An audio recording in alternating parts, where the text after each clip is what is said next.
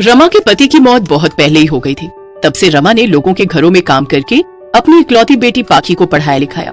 12वीं करने के बाद पाखी ने भी अपनी माँ की मदद करने की ठानी। उसने एक कंपनी में नौकरी के लिए इंटरव्यू दिया, जिसमें वो सेलेक्ट हो गई और उसकी नौकरी लग गई। पाखी ने अब अपनी माँ को काम पर नहीं जाने दिया। अब वो खुद ही घर खर्च चलाने लगी। कुछ दिन बीते। एक रोज, माँ टिफिन पैक हो गया क्या? हाँ ये ले तैयार है। वैसे क्या दिया है टिफिन में? घिया लगा था क्यारी में। अब उसकी सब्जी बनाती तो तेरा मुंह बन जाता, इसलिए मैंने उसके कोफ्ते बना डाले। लेकिन उन्हें खा जरूर लियो, कहीं बाद में तू नखरे करे। माँ, आपने मेरे लिए इतने प्यार से बनाए हैं, तो मैं मना कैसे कर सकती हूँ? मैं इतनी भी नालायक नहीं हूँ माँ। हाँ अच्छे से पता है तू कितनी समझदार है और कितनी नालायक है। अच्छा सुन, अभी तो टाइम है तो रुक जा, मैं तेरे लिए नाश्ता भी ले आती हूँ, खा कर जा। ठीक है, तो जल्दी से एक पराठा कोफ्ते के साथ दे दो। वाह, आज तो मजा आ जाएगा। कोफ्ते तो मेरे मन पसंद है। माँ, ये कोफ्ते आप मुझे ऑफिस के लिए देने वाली थी, इसमें तो ना नमक है ना मसाले। एक तो मैं सुबह उठकर तेरे लिए इतनी मेहनत से कोफ्ते बना रही हूँ और तू है कि उसमें नखरे निकाल रही है। माँ, अब आप ये बात मान क्यों नहीं लेती कि आप कोफ्ते बिल्कुल अच्छे नहीं बनाती? हाँ अच्छे से जानती हूँ, तेरे बनाए हुए चटपटे कोफ्ते का मुकाबला कोई नहीं कर सकता, इसीलिए तो हर किसी के बनाए हुए कोफ्ते में तू कमी निकालती रहती है। अभी तो मेरे पास टाइम है ऑफिस जाने में, मैं अभी नहीं ठीक कर देती हूँ।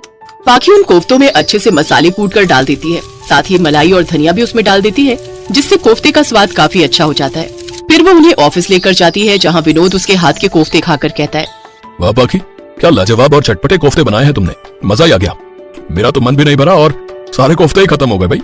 कोई बात नहीं विनोद जी, मैं किसी और दिन आपके लिए कोफ्ते बनाकर ले आऊंगी। पाखी को अपनी ही कंपनी में काम करने वाले लड़के विनोद से प्यार हो गया था। विनोद अक्सर पाखी को कार से लेने और छोड़ने आता। कभी कभी तो दोनों ऑफिस के बहाने डेट पर चले जाते और सारा दिन एक साथ बिताते। पाखी, कल मेरा जन्मदिन है और मैं चाहता हूँ कि तुम कल की रात मेरे साथ स्पेंड करो। लेकिन मैं माँ को क्या बोलूंगी विनोद? वो मुझे नहीं पता, तुम कुछ भी बहाना बनाकर मेरे साथ चलोगी बस। कल का अपना बर्थडे मैं बहुत स्पेशल बनाना चाहता हूँ। पाखी अगले दिन अपनी माँ से बहाना बनाते हुए कह देती है कि वो ऑफिस के काम से एक मीटिंग में जा रही है और कल लौटेगी। लेकिन वो विनोद के साथ एक होटल में चली जाती है, जहाँ वो दोनों एक साथ बर्थडे सेलिब्रेट करते हैं, फिर एक दूसरे में खो जाते हैं। कुछ दिन बाद पाखी को उल्टियाँ होने लगती हैं और वो इस बारे में विनोद को बताती है। क्या? तो तुमने मुझे पहले क्यों नहीं बताया? चलो अभी मेरे साथ डॉक्टर के पास। वहाँ जाकर उन्हें पता चलता है कि पाखी पेट से है। अब क्या होगा? मैं माँ से क्या कहूँगी? किसी से कुछ भी कहने की जरूरत नहीं है, तुम्हें अभी ये बच्चा अबॉर्ट करवाना होगा। ये तुम क्या कह रहे हो? विनोद पाखी को अपनी बातों में फंसाकर उसका जबरदस्ती अबॉर्शन करवा देता है। पाखी ऑफिस से एक हफ्ते की छुट्टी लेकर घर पर आराम करती है। क्या हुआ बेटी, तेरी तबीयत ठीक नहीं है? हाँ माँ, इसलिए ऑफिस से एक हफ्ते की छुट्टी ली है, अब कुछ दिन आपके साथ घर पर ही आराम करूंगी। ऐसे कुछ दिन बीत जाते हैं। पाखी विनोद को फोन करती है तो विनोद उसका फोन नहीं उठाता। एक हफ्ते बाद जब वो काम पर वापस गई तो उसे पता चलता है कि उसे काम से निकाल दिया गया है। क्या नौकरी से निकाल दिया? लेकिन क्यों? देखिए, ऑफिस से कुछ लोगों की परफॉर्मेंस अच्छी न होने के कारण काम से हटाया जा रहा है और हमारे सीनियर मैनेजर मिस्टर विनोद ने आपका नाम इसी लिस्ट में टॉप पर डाला है। उनके अकॉर्डिंग आप इस पोस्ट के लिए अब वेल क्वालिफाइड कैंडिडेट नहीं है। ये सुनकर पाखी को सदमा लगता है। वो विनोद से एक बार मिलने की जिद करती है, लेकिन विनोद चपरासी से कहकर उसे कंपनी से बाहर निकलवा देता है। पाखी रोते हुए घर आ जाती है और अपनी माँ को नौकरी से निकालने की बात बताती है। क्या निकाल दिया? लेकिन वो ऐसा कैसे कर सकते हैं? मेरी बच्ची तू रो मत, तू तो बड़ी हिम्मत वाली है ना, तो मैं जानती हूँ तू जरूर कुछ बड़ा करेगी। नौकरी जाने से और विनोद के धोखा देने से पाखी बुरी तरह टूट जाती है। वो अच्छे से समझ चुकी थी कि ये सब विनोद ने किया है। ऐसे ही कुछ दिन बीतते हैं। एक रोज, माँ मेरी तो कुछ समझ में नहीं आ रहा, अब घर कैसे चलेगा? मुझे जल्दी नई नौकरी की तलाश करनी होगी। नहीं मेरी बच्ची, तू अब नौकरी नहीं करेगी। अरे एक छोटी सी गलती होने पर उस कंपनी ने तुझे ऐसे निकाल दिया जैसे दूध में पड़ी मक्खी। बेटा अब तू खुद का कोई काम शुरू कर। अपनी माँ की ये बात पाखी के दिल पर लग जाती है और वो सारी रात यही सोचती रहती है। फिर अगले ही दिन वो घर में रखी थोड़ी बहुत बचत निकालती है और उससे कोफ्ते बनाने का जरूरी सामान, साथ ही एक ठेला खरीद लेती है। फिर अगले दिन से ही चटपटे कोफ्ते बनाकर पराठे के साथ बेचने लगती है। शुरू में तो उसके पास कम ग्राहक होते हैं, लेकिन धीरे धीरे उसके पास ग्राहकों की भीड़ लगना शुरू हो जाती है। वाह बहन, क्या कमाल के चटपटे कोफ्ते बनाती हो तुम। मजा ही आ गया। कितने की प्लेट है? जी 50 रुपए में 2 पराठे और चटपटे कोफ्ते। धीरे धीरे पाखी की कमाई अच्छी होने लगती है और अब वो हर महीने मिलने वाली तनख्वाह से 3 गुना ज्यादा कमाने लगती है। अब उसकी गरीबी दूर होने लगती है और कुछ समय के बाद वो एक दुकान और फिर खुद का एक रेस्टोरेंट खोल लेती है। ऐसे ही समय बीतता है। एक रोज वो अखबार में पढ़ती है कि जिस कंपनी में वो काम करती थी वो फ्रॉड निकली, इसलिए उस कंपनी के मालिक और उसके कर्मचारियों को अरेस्ट कर लिया गया है, जिसमें विनोद भी शामिल था। उस रोज पाखी के दिल को अजीब सा सुकून मिला। उसे ऐसा लगा जैसे कोई बड़ा सा बोझ उसके दिल से उतर गया हो। गांव से दूर एक शहर में कन्हैया नाम का एक आदमी अपने ठेले पर आलू पूरी बेचा करता था। उसकी आलू पूरी बहुत ही स्वाद बनती थी। जो भी उसकी आलू पूरी खाता अपनी उंगलियां चाटता रह जाता। गांव के लोग वहां से खाते भी और पैक भी करा कर ले जाते। कन्हैया ने अपनी आलू पूरी के दाम भी काफी कम रखे थे, जिस कारण से कन्हैया के ठेले पर भीड़ लगी रहती थी। एक दिन सड़क के किनारे कन्हैया अपना ठेला लगाकर आलू पूरी ग्राहकों को खिला रहा था। अरे भैया एक प्लेट और देना, इस आलू पूरी का स्वाद तो इतना बढ़िया है कि खाते चले जाओ भैया।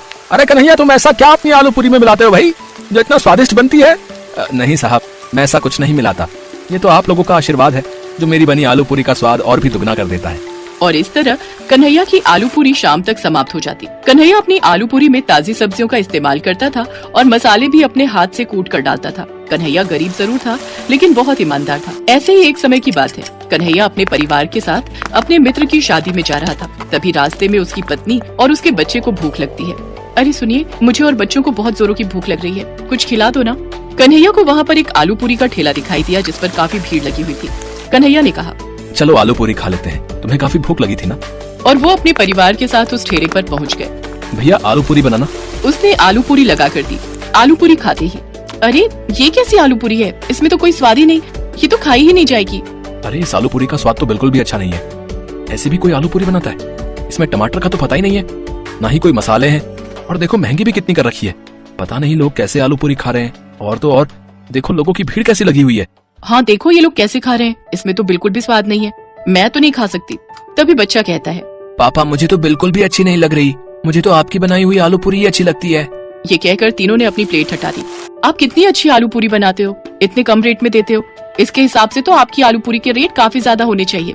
यही बात करते हुए वो अपने रिश्तेदार के घर जाने लगे। कुछ समय बाद शादी करके जब वापस आए, अगले दिन कन्हैया के मन में काफी लालच आ जाता है और वो आलू पूरी बनाकर ठेला लगाता है। और वो अब अपनी आलू पूरी के दाम 15 से हटाकर 25 रुपए कर देता है। तभी उसके ठेले पर एक आदमी आलू पूरी खाने आता है। अरे कहाँ चला गया था कन्हैया? एक दिन तुम्हारे हाथ की आलू पूरी नहीं खाई तो ऐसा लग रहा है मानो कुछ खाया ही नहीं हो। अभी देता हूँ साहब। और वह आलू पूरी देता है। ग्राहक आलू पूरी खाकर पैसे देने लगता है। तभी उसकी नजर उस बोर्ड पर पड़ती है। अरे ये क्या कन्हैया, तुमने रेट बढ़ा दिया? क्या करें साहब, अब महंगाई भी इतनी बढ़ गई है, इतने कम दाम में अब गुजारा नहीं होता। कन्हैया अपनी आलू पूरी के दाम बढ़ा देता है, लेकिन फिर भी उसके ठेले पर भीड़ कम नहीं होती। कन्हैया सोचता है ऐसे तो मैं बहुत जल्दी अमीर हो जाऊंगा। कन्हैया को अब और लालच आ जाता है और अब कन्हैया अपने आलू पूरी में थोड़ी थोड़ी सभी चीजें कम कर देता है। उसके ठेले पर ग्राहक खाने आते हैं। तभी एक ग्राहक खाते हुए कहता है, क्या बात है भाई, आज तुम्हारी आलू पूरी में वो स्वाद नहीं है। नहीं नहीं साहब, ऐसी बात नहीं है, आलू पूरी भी वही है, बनाने वाला भी वही है, ये आपका वहम है। ऐसे ही संडे का दिन आया। उसने आलू पूरी बनाकर ठेला लगाया। संडे को उसके ठेले पर सबसे ज्यादा भीड़ होती थी। कन्हैया क्या बात है, आज कैसी आलू पूरी बनाई है? अरे भाई इसमें तो बिल्कुल भी स्वाद नहीं है। इतने में दूसरा परिवार भी कहता है, हाँ कन्हैया, अब तुम्हारी आलू पूरी में बिल्कुल भी स्वाद नहीं है और पैसे भी तुमने इतने बढ़ा दिए। अब बाजार में साग सब्जी ही ऐसी आ रही है तो क्या करें साहब। फिर वो सभी लोग कन्हैया की आलू पूरी छोड़ सामने ठेले पर पकौड़ी खाने चले जाते हैं। ये देखकर भी कन्हैया को अकल नहीं आती और वो ऐसे ही आलू पूरी बनाता रहता है और उसका लालच बढ़ता ही जा रहा था।